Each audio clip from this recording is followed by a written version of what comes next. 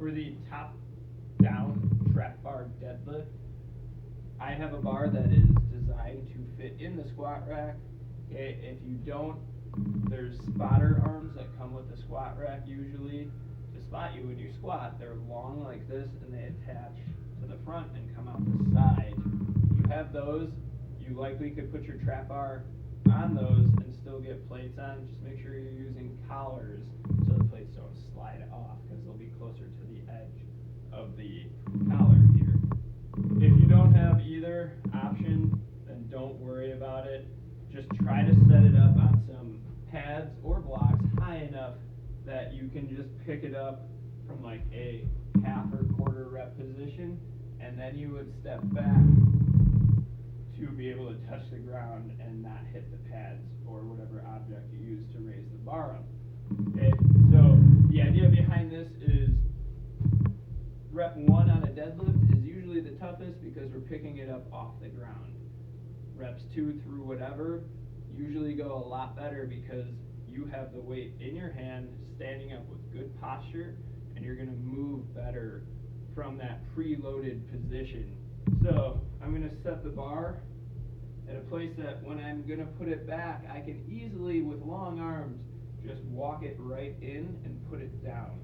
Okay, when I pick this up, I'm making sure my grip is centered with this here that the weight's on. Otherwise, it's going to tip back if my hand's too far forward or vice versa. Alright, so once I have my hand placement, I'm going to bring my feet lined up with my hands, so my heels there. Okay, I don't want my hips behind me. I'm going to pull them under me. Alright, so I'm going to take a good exhale first. That tightened up my obliques. I'm keeping them tight, and I'm going to breathe back in. Bracing my upper back and lats. I stand all the way up. I take a short step back.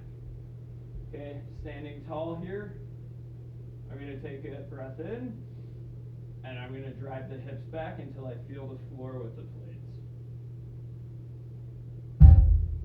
Push the ground away.